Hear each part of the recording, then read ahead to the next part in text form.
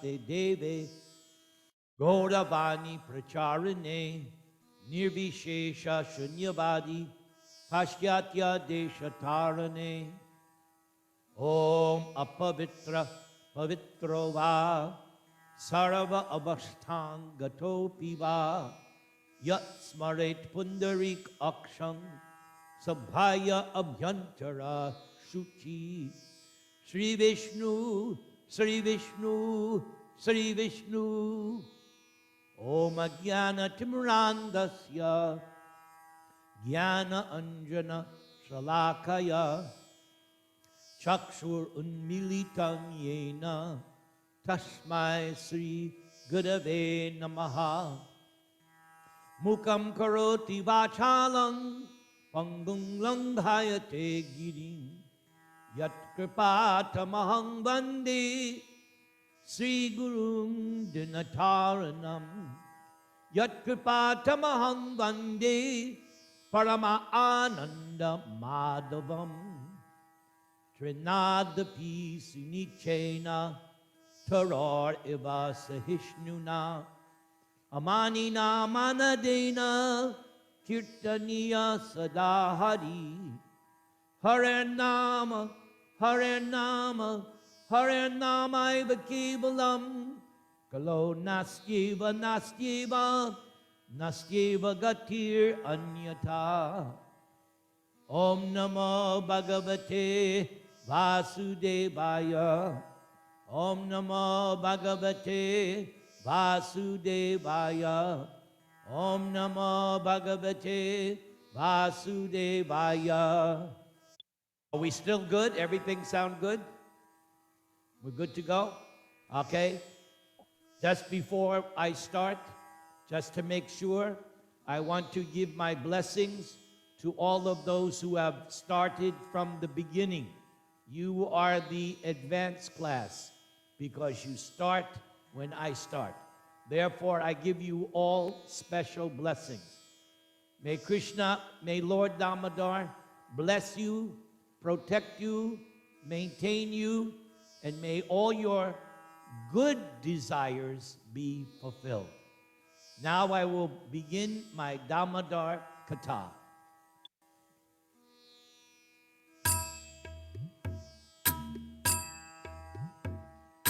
Namamishwarang Sachid Anandarupam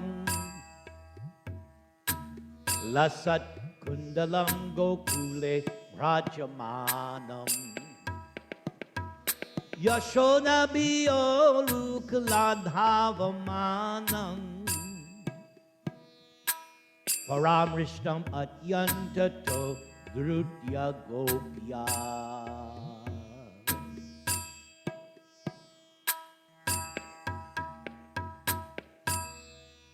So, first I'm singing this Damodarastakam prayer, verse by verse. And I am giving you my own personal translations of these shlokas. So I've translated the first verse. I bow down to the Supreme Controller, whose form is composed of eternity, knowledge, and bliss, whose earrings play and swing, and who is splendorously manifest in Gokula, but who is in fear of his mother, Yashoda Devi. And so he gets down from the wooden rice-grinding mortar and runs away. However, that Gopi, Sri Yashoda, very much quickly chasing after him, finally catches him from the back. So according to Sanatan Goswami, the disciple of Chaitanya Mahaprabhu, who also wrote an extensive commentary on this song, this first of the 8 shlokas is called the Mula Shloka. So everything stems from this first verse. So it was not directly stated, but it was indirectly stated that this Damodarastakam prayer is simply talking about Krishna, who is the Supreme Controller, whose body is Satchit Ananda. And we see here in this song that we are given specific descriptions of God. This is one of the things that attracts me very much to this Gaudiya Vaishnava philosophy. And that is, you get detailed information about God. Nowhere else in all the different religions do you have such a volume of details about what God looks like. So for me personally, this is another big reason why I stick to this philosophy. This pastime of Damodar takes place in Gokula. And this pastime is chiefly about Krishna and his mother Yashoda. Let us go on. Udantang muhur netra yugmam rajantang Karamboja yugmena satanka netram Muhushvasa kampa trirekanka kanta Stitagrivang damodarang bhakti badham. So in the second verse, it is described, crying again and again with very fearful eyes, rubbing those two eyes with his two lotus-like hands again and again. He is quickly breathing, sighing, and also trembling, while the pearl necklaces and other ornaments, which are situated on his neck, also slightly move, and that neck is marked with 3 lines, just like a conch shell. And so I offer humble obeisances unto Lord Damodara, who has a rope tied around his belly. But actually, he is bound only by devotion. So this name, Damodar, we learn from the teachings of Chaitanya Mahaprabhu that Nam Nam Akari Bahuda Nijasarava Shakti, that God has unlimited names. That's why one of his names is Ananta. And that Ananta name will appear later in verse number 6. So everything about Krishna is unlimited, including his name. So these names of God signify his position as God, his qualities, his pastimes, and even more important, his relationships with his devotees. So Dama Udara, this pastime, God is bound up by ropes around the belly. But notice the author of this song says, but actually he is bound only by devotion, because the English word rope is in Sanskrit known as guna. But this word guna has other meanings, and all of them are appropriate. So guna can also mean the 3 modes of nature: goodness, passion, and ignorance. They tie up the conditioned soul. You and I, because we are conditioned souls, the reason why we are conditioned is that we are tied up by a combination of goodness, passion, and ignorance. For even the Brahmana, the ideal Brahmana, who was supposed to be the emblem of the mode of goodness, he is also tied up. So just being a Brahmana doesn't make you liberated. You have to transcend even the mode of goodness in order to achieve permanent liberation, moksha. So Krishna cannot be tied up by any rope or any modes of nature. To think that when God comes down as an avatar and that he is somehow affected by these modes of nature, if someone thinks that like that, the Gaudiya Vaishnava Shastras say such a person is a Pashandi, or an atheist. We have to accept the fact that even when God comes to this material world, He is always nirguna. No modes can tie Him up. He is never affected by the material energy. Nirguna means He is always transcendental, even when He comes down. Even if He appears in this form as Damodar. At this time, when Krishna performed this pastime, he was 3 or 4 years old. And we recall that when Krishna was 1 month old, he killed the Putana witch. So if Krishna was not the supreme controller, how could a 1 month old baby kill a demoness, Putana? No. Even though he appears like a baby, he's still Ananta, he's still God. He has all the potency. The form does not limit him. He is Ananta, unlimited. So the author of this song is saying, don't think that Yashoda tied up Krishna with ropes. No.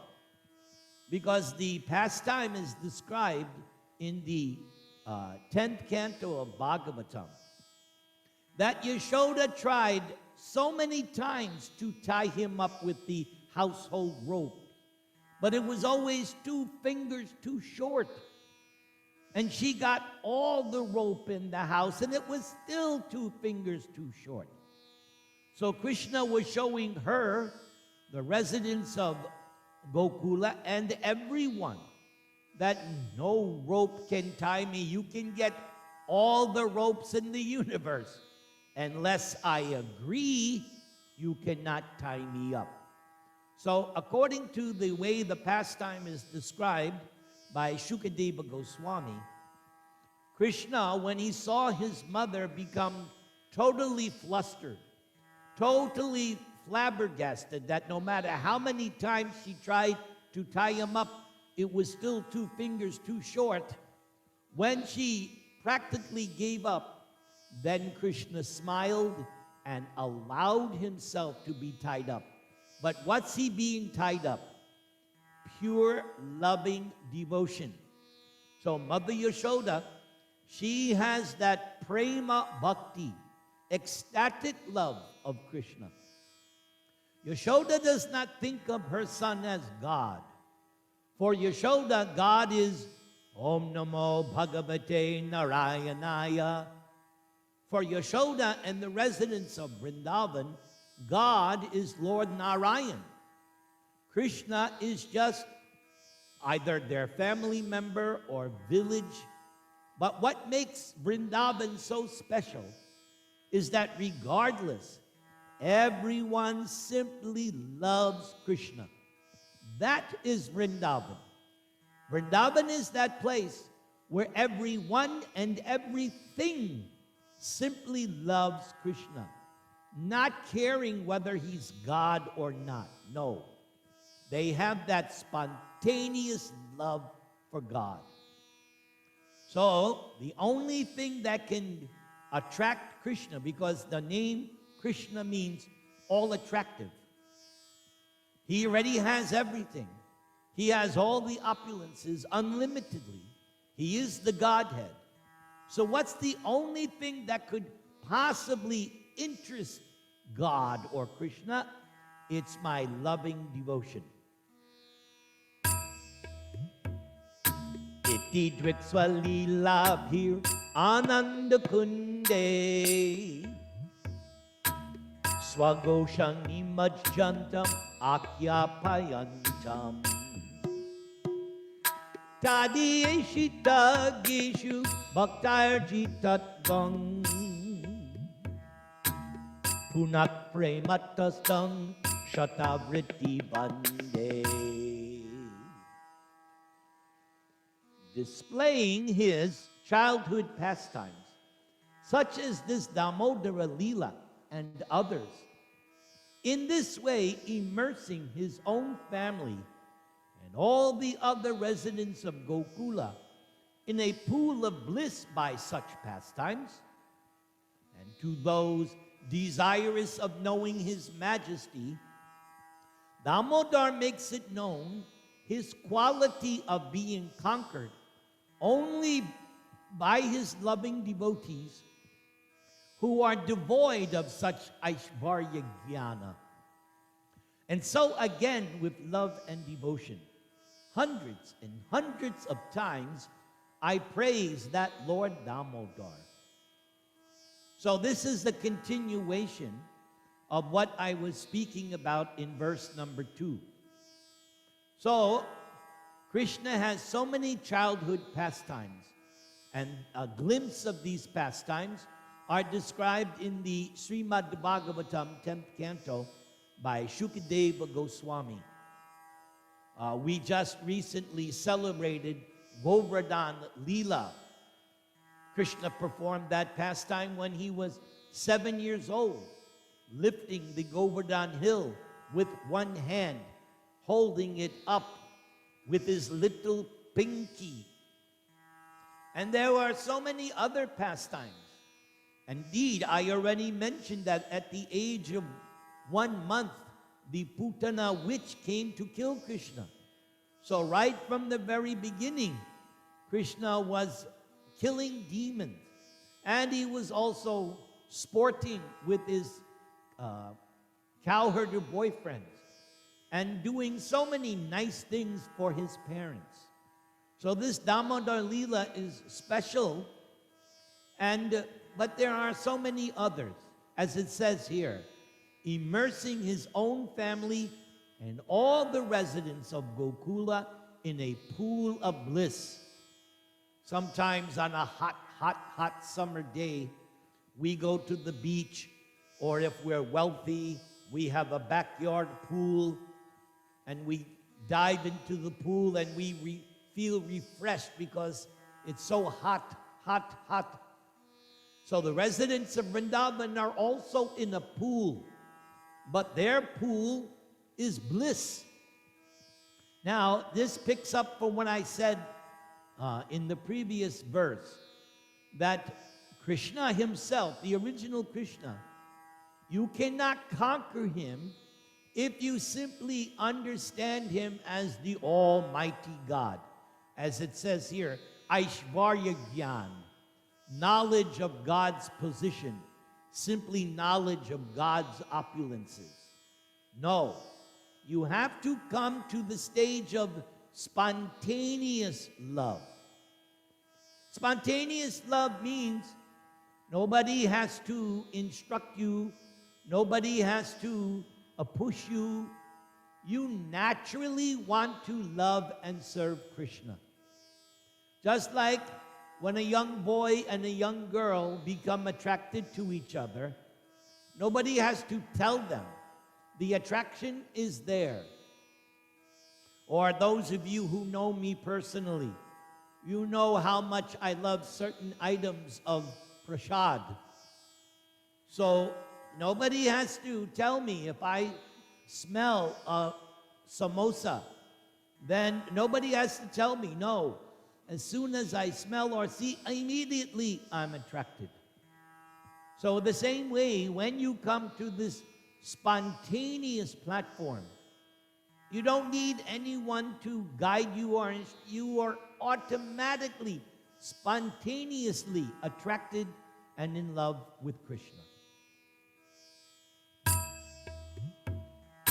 Varandeva moksham na mokshadadhingva nachanyang vrinehang vareshad apiha idang deva purnata gopala balang sadame manasya virastam kim anyay. O Lord, I do not pray for the boon of moksha, either as in personal liberation or even the highest pinnacle of liberation, entering the realm of Sri Vaikuntha Loka. And nor do I want anything else from you. Yes, I know you can bestow any boon. O Lord, may this divine bodily form of yours as a young cowherder boy here in Vrindavan, may that ever be manifest in my heart. For what is the use of other things? So this fourth verse is very, very instructive. It reveals how elevated, how advanced the author of this song is. Notice, he says, I do not pray for moksha.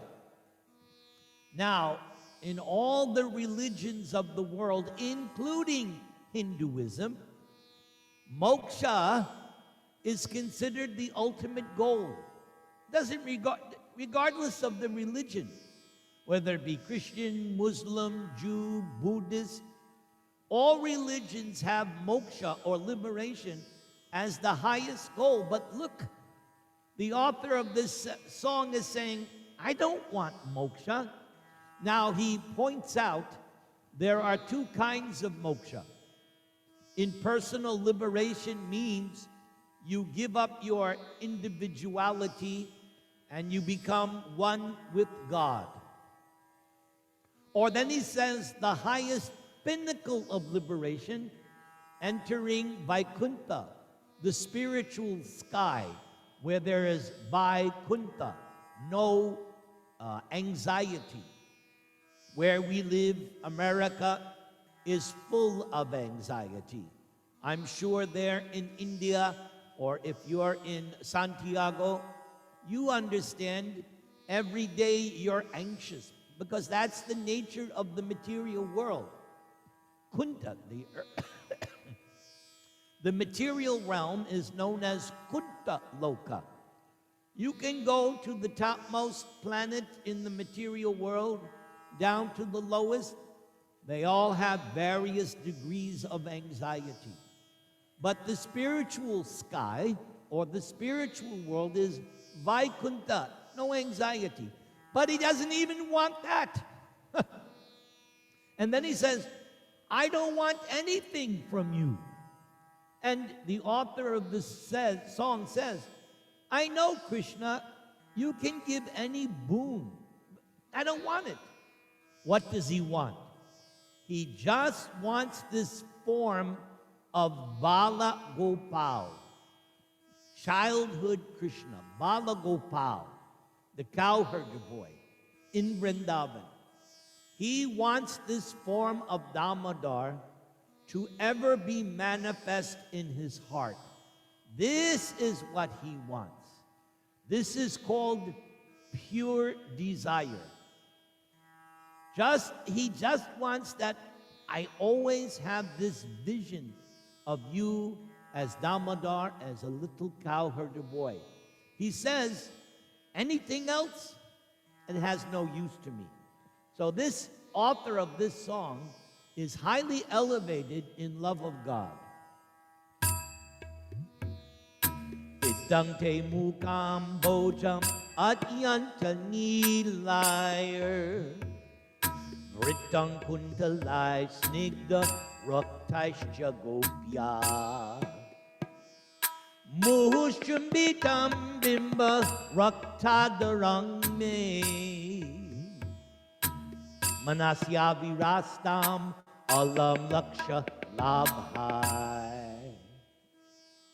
O Lord, your lotus-like face, surrounded by curling locks of hair, which are very dark blue, soft and glossy, and tinted reddish, is kissed again and again by the gopi Sri Yashoda. And your lips are as cherry red as is the bimba fruit. And so, in my heart, may all of this be manifest, because there is no need for me to request the attainment of millions of other boons which are simply useless. So this also has connection with the previous verse. But again, notice how we are getting specific details of what the Supreme Lord Godhead looks like. So he has a lotus-like face.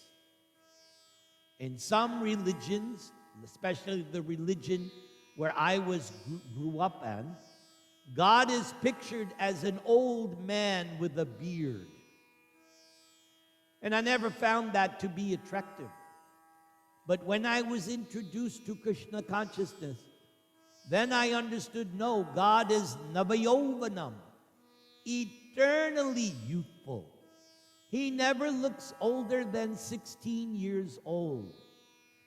And notice, curling locks of hair. This is detailed. And then we get even more detailed. Those hairs are dark blue, soft, and glossy. That's why one of Krishna's names is Keshava. The name Keshava has 3 meanings.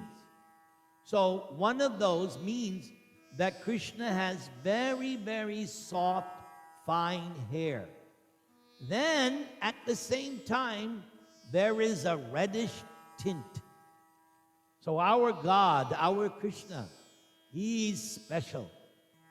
Now, this verse also shows how elevated Yashoda Devi is, because she gets to kiss Krishna as her little child.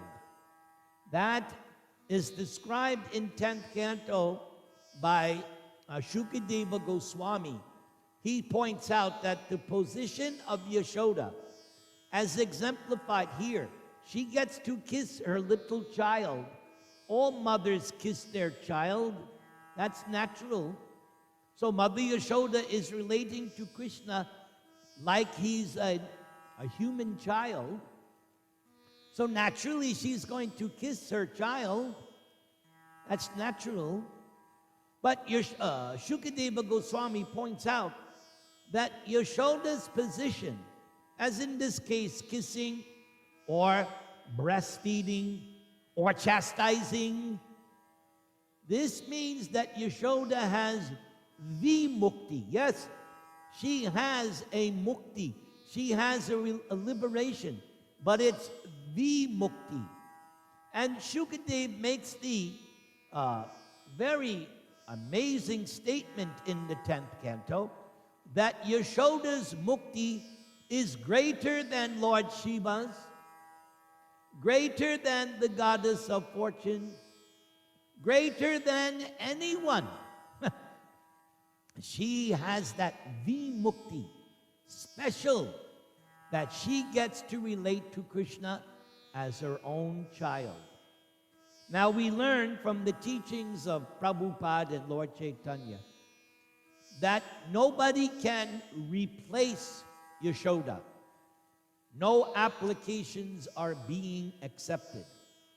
As in the case of the demigods, yes, you can become Lord Brahma. You can become Lord Indra. You can become Surya, Chandra. You can become any one of the demigods except Lord Shiva. No, you cannot become Lord Shiva. But even though Mother Yashoda cannot be replaced, by following the footprints of Yashoda, by meditating on this pastime and developing spontaneous love for Krishna, we can experience similar emotions as Yashoda. Yes, that we are entitled to. We can experience the same kinds of feelings to a lesser degree, but we can experience that if we follow Yashoda. Now, more detailed information. Krishna's lips are cherry red. So again, he repeats it. This is what I want. I want this vision always manifest to me. And he says, If I wanted millions of other boons, they're all useless. So again, in 2 verses, the author is showing how elevated is his consciousness. Let's go to the next verse. Namo Deva Damodar Ananta Vishnu Prasida Prabho Duka Jalabdi Magnam Kripa Drishti Vrishyati Dinam Bhatanu Vihanesha Mam Agyam Edyakshi Drishyaha. Be pleased, Deva, O Divine Lord. Be pleased, Damodara, O you whose belly is tied with a rope. Be pleased, Ananta, O limitless Lord. Be pleased, Vishnu, O all-pervading Lord. Be pleased, Prabhu, my master. I bow down to you. But alas, I am immersed in a network of miseries while in this material ocean of repeated birth and death.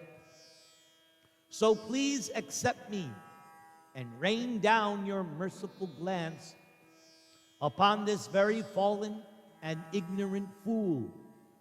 O supremely independent Lord, please become perceptible to my eyes.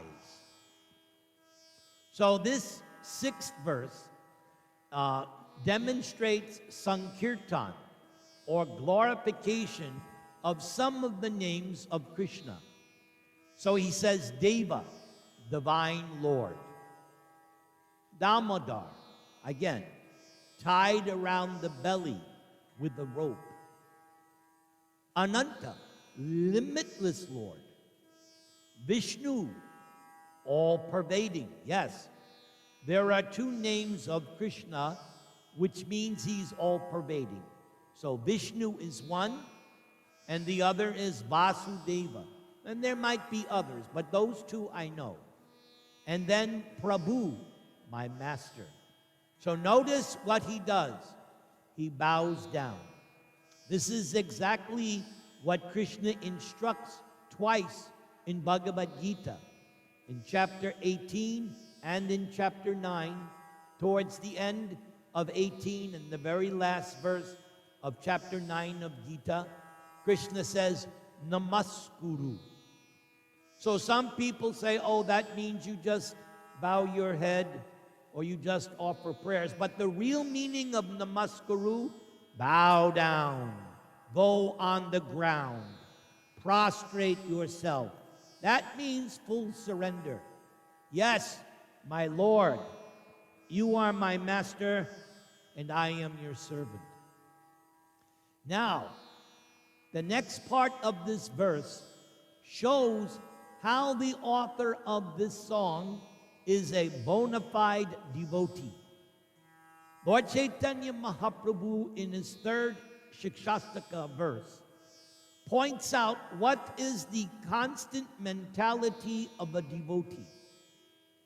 Anyone can say, oh, I am a devotee. That's okay. But how do you prove that you're a devotee? Here is the mentality. Notice how he presents himself meek and humble. That is the sign of a real devotee. Meekness and humbleness. Jesus Christ also said that that is the sign of a good person, their meekness and humility. So he points out, I am in a network of miseries, and I'm in the ocean of repeated birth and death. In ISKCON, every morning they begin their chanting, Sangsara Dava Nanalida Loka. Sangsara, repeated birth and death. And in the song, my favorite bhajan. Bhaja hure mana Sri Nandanandana Abhaya Charanara Vindare Dullabhamanava Janama Satsange Taraha Ev Bhava Sindhure. Bhava Sindhure. The ocean, Sindhu, of repeated birth and death. That is our situation. So now he makes a request of Damodar. Accept me, meaning accept me as your devotee. When somebody surrenders to the spiritual master, because that is how you show your surrender to God. You show your surrender to God by surrendering to a spiritual master, God's representative. And you beg for acceptance. Not that I think, oh, I am so qualified. My spiritual master will be glad to have me as a disciple. Bogus. You have to present yourself to the spiritual master, just like this devotee. I am fallen. I am in the ocean of birth and death. Please accept me. That is the attitude the disciple must have for the spiritual master. Otherwise, any other understanding is ludicrous. No, this is the attitude. Before my spiritual master, I'm a fool. Lord Chaitanya also presented himself as a fool. Lord Chaitanya is God, Krishna himself. But in front of his spiritual master called him a fool, and Lord Chaitanya did not protest. Even though Lord Chaitanya was born in a first-class Brahmana family, in his youth, Lord Chaitanya was known as Nimai Pandit. He was teaching hundreds of students. But before his spiritual master, when his spiritual master called him Murka, fool, he accepted it. That's the attitude of the disciple. If the disciple does not have that attitude, he's not a disciple. There must be this humility before the spiritual master. Otherwise, no spiritual advancement. It's all ludicrous. So he's asking Krishna, rain down your merciful glance upon this very fallen and ignorant fool. O supremely independent Lord. Yes, the very first verse of Srimad Bhagavatam. Very first verse. Swarat. Vyasadeva in the first verse of Bhagavatam points out the position of Vasudeva, Krishna. Abhigya Swarat. All-knowing and completely independent. We are not independent. We are dependent on so many things. This whole Zoom class is dependent on technology. If the technology fails, that's the end of this class. We are dependent on so many things in this material world. But Krishna is Swarat, completely independent. And then again, please. This word is so important. Please. This is called begging. This is the attitude of the devotee with his Lord and with the spiritual master. Please. There can be no demands. Please, please, please. Let's go to verse number 7. Kuberatmajo Badha Murtyai Vayadvad Twayamochitao Bhakti Bajal Kritao Cha Tata Prema Bhakting Swakame Prayachcha Namokshe Grahomesti Damodareha. So this song is linking to Krishna pastimes.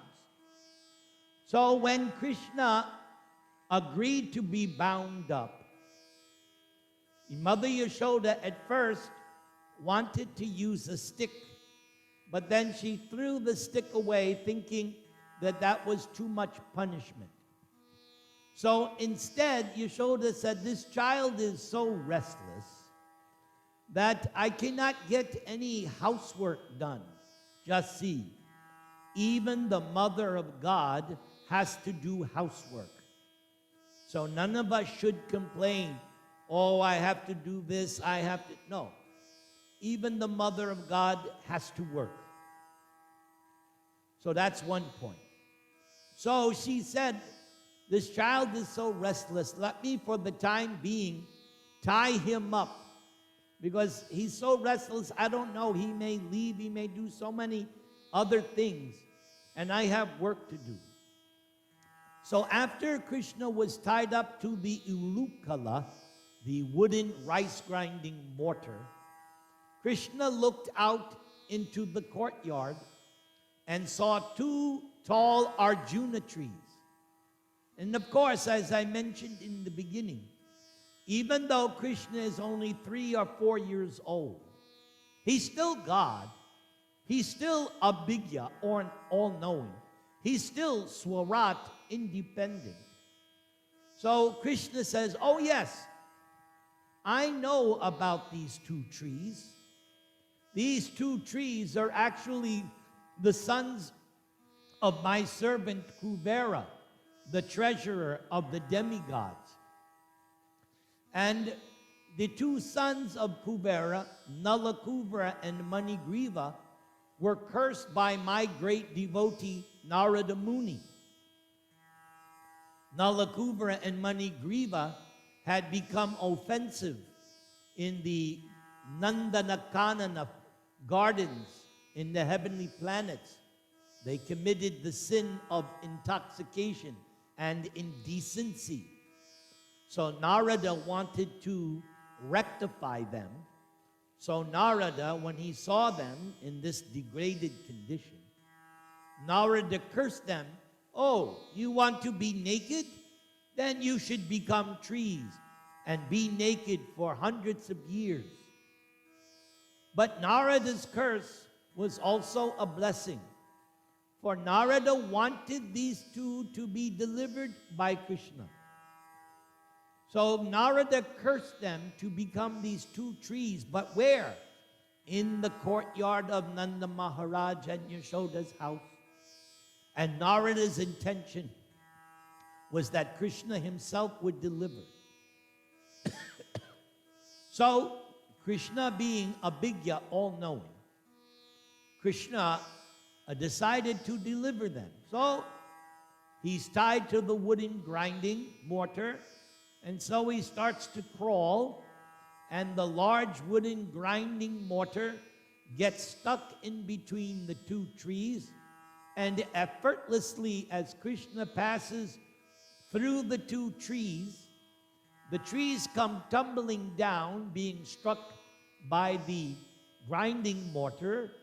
And when the trees crash, the two demigod sons, Nalakubra and Manigriva, they come out, and all the while they were as trees for hundreds of years. They were like that.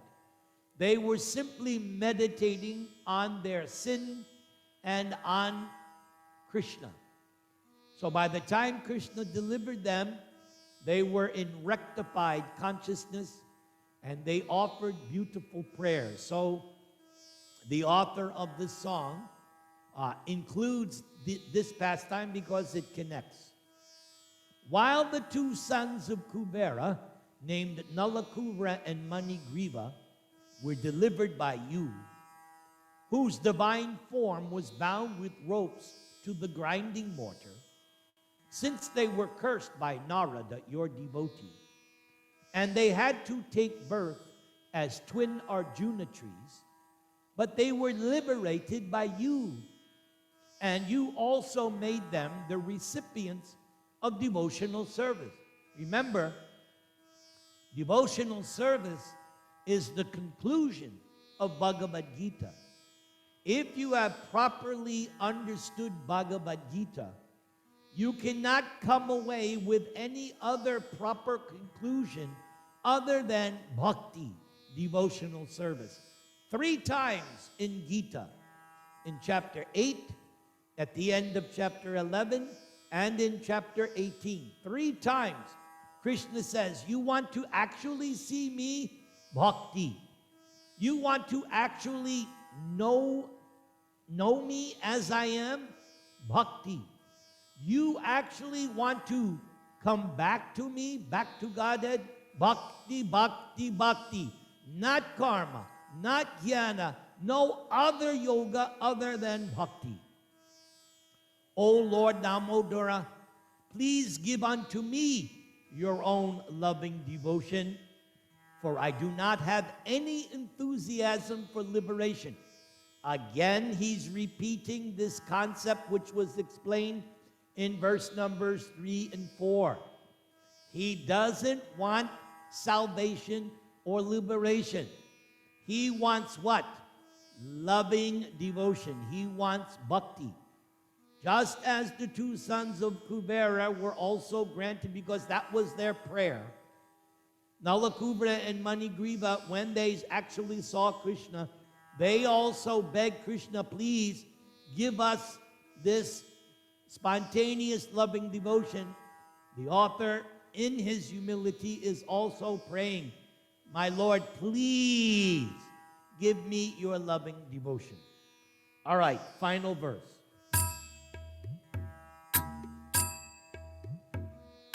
Namaste Sudamne Spuradipti Dhamne Tvadiyo Durayata Vishvasya Damne Namo Radhikayai Tvadiya Priyayai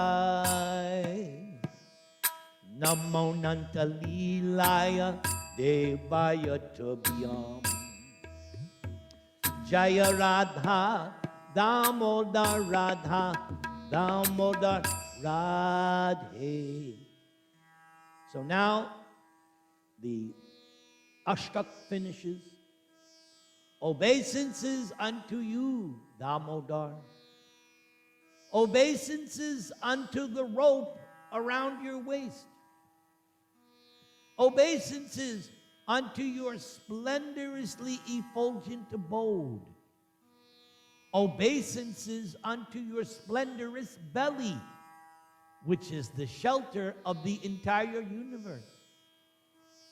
Obeisances unto Sri Radhika, your most beloved. Obeisances unto your limitless sportive pastimes. Obeisances unto your transcendental nature. Obeisances unto you. So here, this 8th verse is a verse of ecstasy. By this time, the author has become transcendentally mad. He's even offering obeisances to the rope. Who does that? Normal people will think, oh, this is a crazy person. Yes, he's crazy. He's transcendentally crazy. He's in ecstasy. He's realizing how fortunate that rope is to be tied around this Supreme Lord, this all-attractive Damodar. And Krishna's abode, either Goloka or Gokula on earth, or Goloka Vrindavan in the spiritual sky, these are effulgent. We learn from the Bhagavad Gita, 15th chapter. Na tat pasayate suyo na shashanko na pavaka yat gyatva na nivartante daddama paramang mama. Krishna says, my abode, there is no need of sun, moon, or electricity. No need. That's the key. Yes, they're self-effulgent. Obeisances unto your splendorous belly, because the author knows the conclusion, the Siddhanta of the Bhagavatam, that in the material realm there are 3 Purusha avatars, Mahavishnu, Garbhodakashayi Vishnu, and Kshirodakashayi Vishnu. and how Lord Brahma was manifested from Garbhodakashayi Vishnu. Therefore, Lord Brahma is the Son of God. Yes, he's directly the son of Garbhodakashayi Vishnu. And Garbhodakashayi Vishnu, he was able to produce Brahma without the help of Lakshmi. No, he could do it himself by generating a lotus stem, and on top of that stem, Brahma is born. And the shelter of the universe, because all the 14 planetary systems are within that stem, and then when they are generated, then they come out. And now he throws in this very special line. Namo Radhikayai Tvadiya Priyayai. Priya. Yes, all living entities are dear to Krishna. We're all, as Krishna says in Bhagavad Gita, Mamai Vangso Jiva Loke Jiva Bhuta Sanatanaha. All of us are God's children, but still some of us are more dear, such as Krishna says in the end of Bhagavad Gita, that anyone who preaches the message of Gita, there is no servant more dear to me. So yes, there are different levels of dearness to God.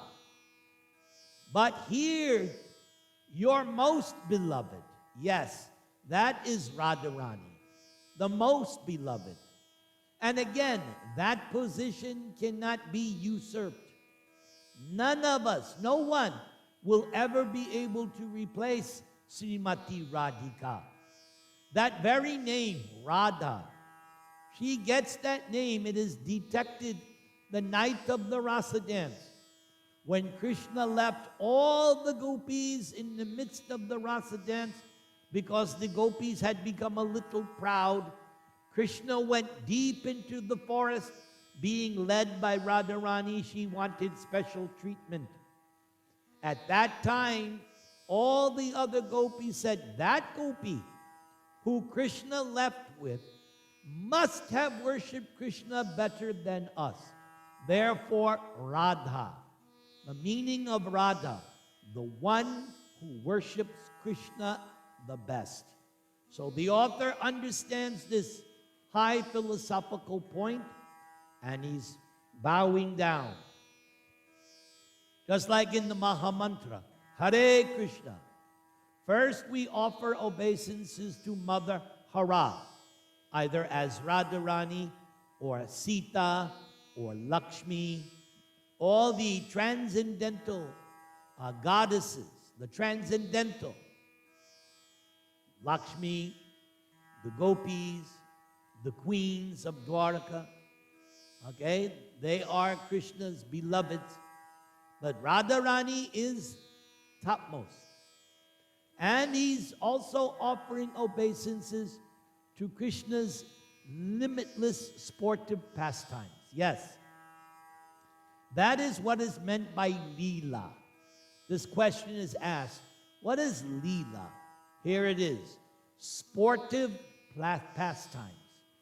Krishna is playing like an ordinary human being. Playing. It's a drama. But these pastimes are sportive. He's enjoying everything. When Krishna is killing Putana, killing Kamsa, or on the battlefield of Kurukshetra, Krishna is enjoying. Even if Krishna is feeling separation from Radharani, still he's enjoying. And then obeisances to Krishna's transcendental nature. Yes, Krishna's transcendental nature. Sat, eternal. Chit, full of knowledge, no ignorance. Ananda, ever increasing happiness and bliss. And finally, obeisances unto Krishna. So I'm going to end this class by singing the Nisringa prayers, which I call the prayers of spiritual insurance. I'm sure you all have insurance policies, either for your home or for your business. Yes, Tejal, I see you shaking your head, therefore you get a ding. Yes. So I like to end my programs with a benediction prayer. Now, I want you all to pay very close attention now. After I sing this prayer of benediction, I'm going to give a final blessing. Then I'm going to sign out. And if you have any questions, you direct your questions to my best disciple, Sri Nam Radha Devi Dasi, because she actually knows better than me. Yes, I said it.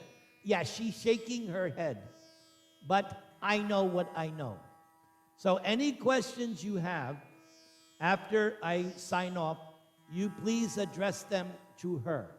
Okay? So let's do the prayers to Nisringa. Let's speed it up.